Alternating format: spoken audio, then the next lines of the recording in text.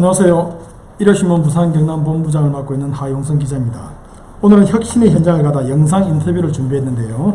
이 자리에는 도로교통공단 부산광역시 지부 문영호 지역본부장님께서 나와주셨습니다. 감사합니다. 예, 안녕하십니까. 반갑고요.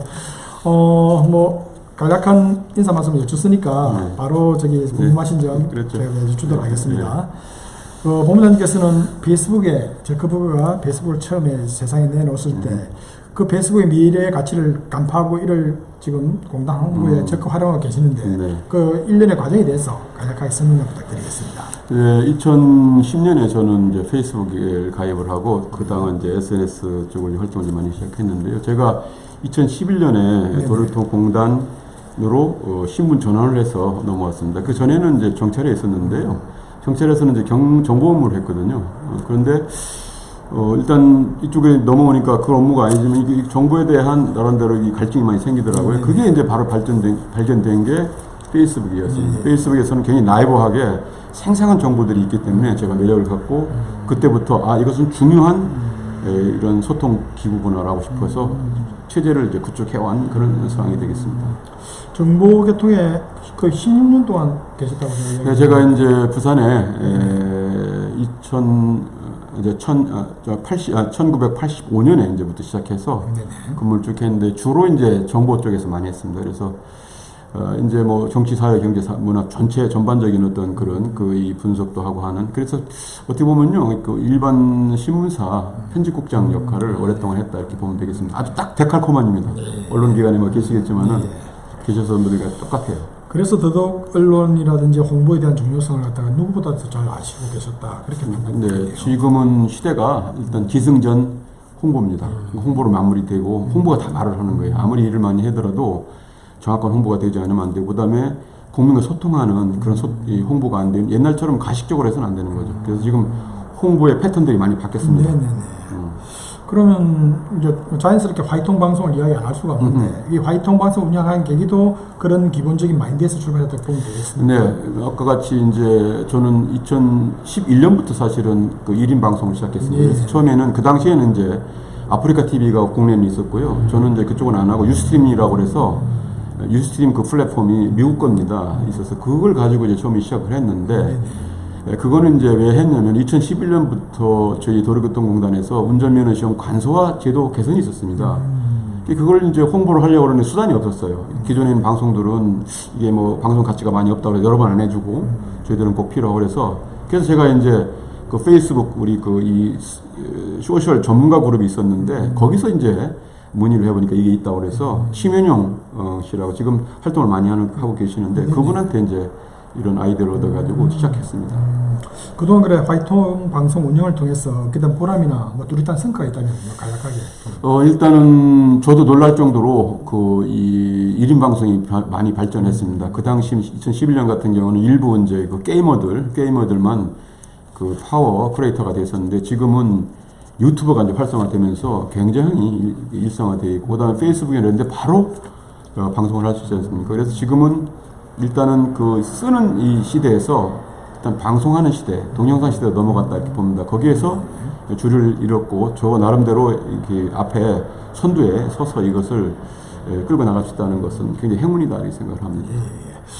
이제 혁신이라는 이야기를 하지 않을 수가 없습니다. 지난해 1월 기존 전북 지역본부장에서 지금 부산 지역본부장 자리를 옮기시고 나서 공단 혁신을 끼치는 내걸고 많이 일을 해오셨는데 뭐 대표적인 사례를 좀 몇 가지 말씀해 주시면. 저는 이제 뭐 공무원도 공직에서 오래 있었고 그다음에 공단 공공기관 마찬가지지만은 과거에 있는 어떤 그 생각들을 많이 갖고 있었다. 그것을 놓치지 못하고 계속해서 전가의 보도처럼 쓰고 있었는데요.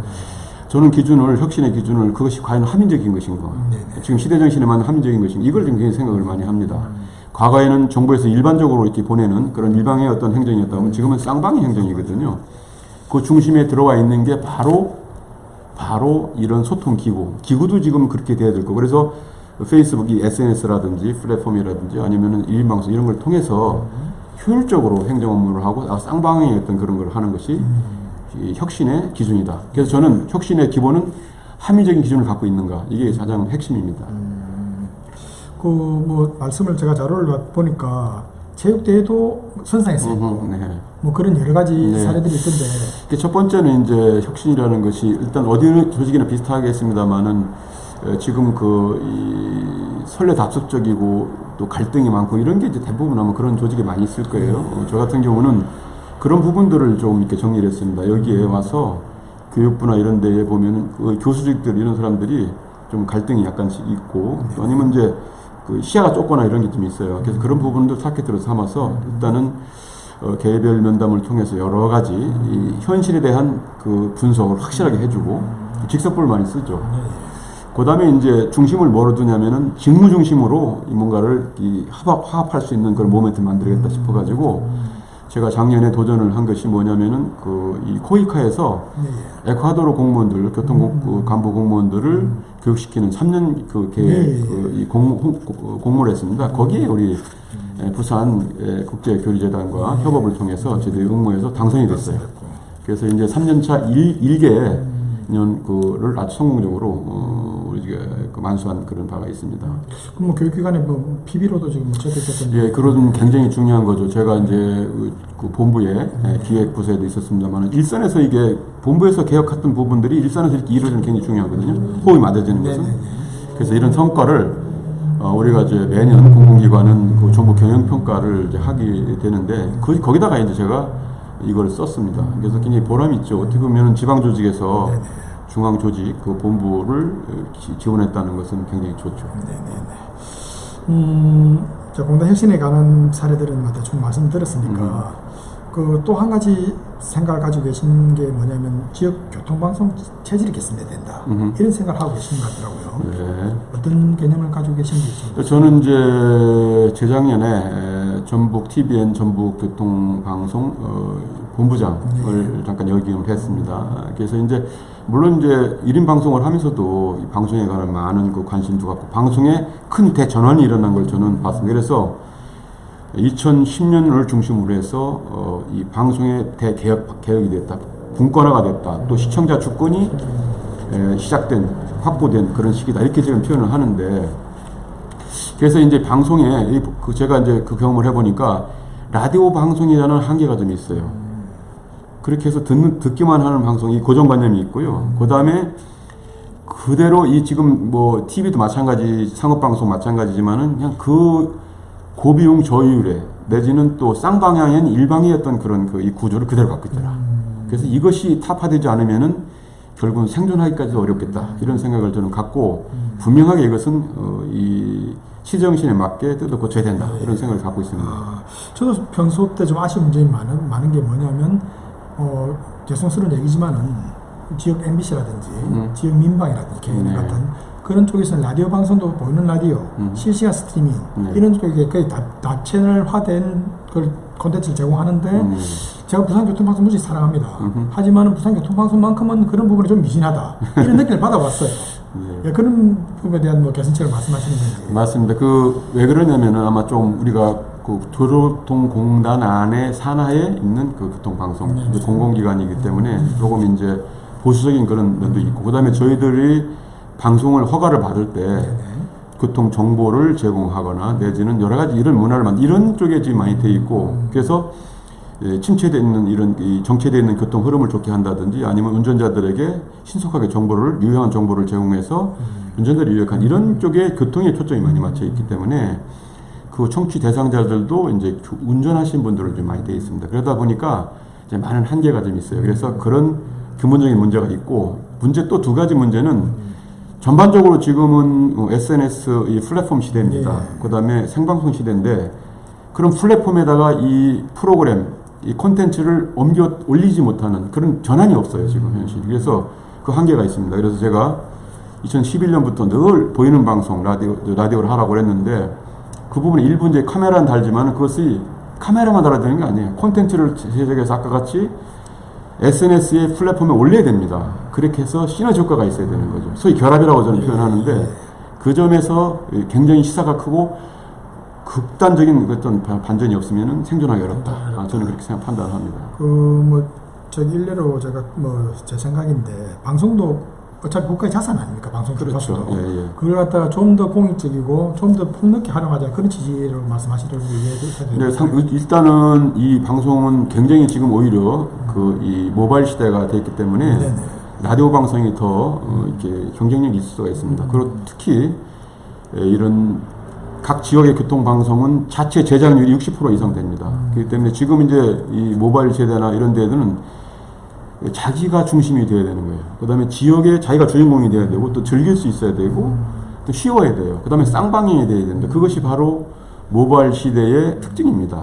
그렇다고 그러면은 다른 이런 이 메이저 언론에서는 그게 가능하지 못해요. 왜냐면 중계를 하기 때문에 안 되죠. 근데 우리는 가능합니다. 그래서 각 지역에 있는 그런 컨텐츠들을, 인재들을 등용시키고 해서 그것을 이 지역에서 필요한 그런 정보라든지 콘텐츠를 개발해 나간다 그러면은 쌍방의 멋진 그런 방송으로 탈바꿈할 수 있어요. 또 그렇게 만드는 콘텐츠는 SNS 플랫폼에다가 얹어서 세계 어디로 갈 수 있는 거죠.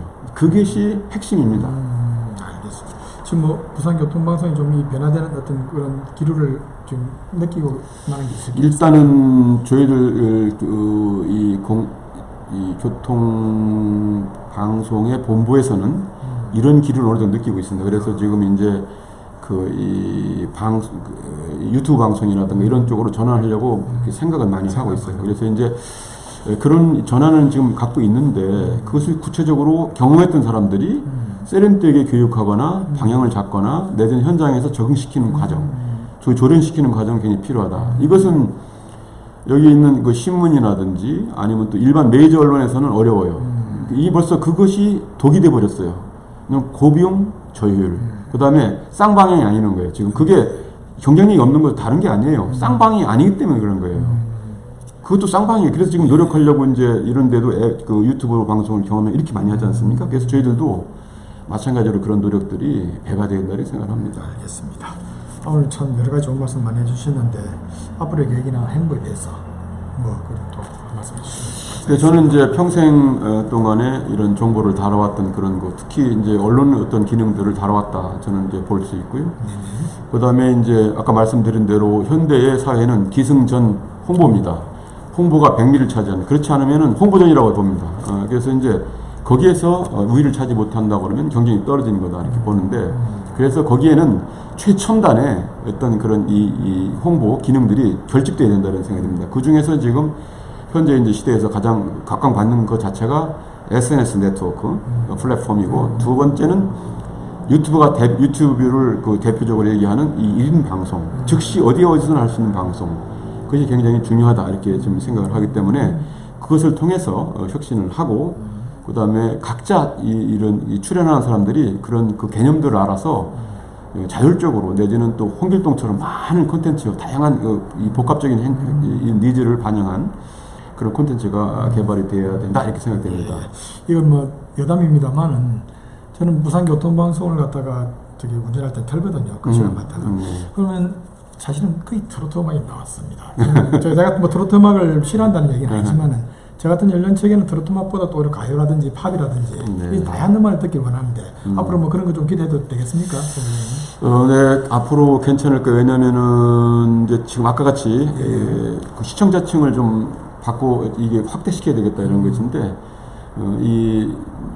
운전하시는 분들이 고령화되어 있거든요. 그러다 보니까 트로트 위주로 내지는 7080을 넘어서지 못하는 부분이, 그래서 지금 채널 중심으로 가는 게 지금은 앱 시대지 않습니까? 그래서 우리가 이제 교통방송 앱이 있어요. 앱 중심으로 가면은 뭐 세계 어디서 다 들을 수도 있고, 또 젊은 층들은 지금 이번에 미스 트롯이나 미스터 트롯에서 볼 수 있듯이 새로운 문화로 재해석하면서 우리가 흡수할 수 있습니다. 그래서 그런 것들을 통해서 좀 하면 좋겠다 이런 생각이 드는데, 우리가 교통방송 아까 같은 특징 때문에 트로트의 성지입니다.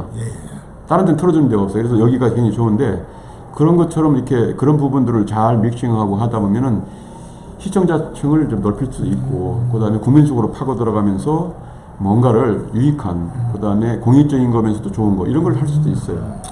오늘 좋은 말씀 감사드리고요. 만나뵙게 돼서 다시 한번 반가웠습니다. 감사합니다.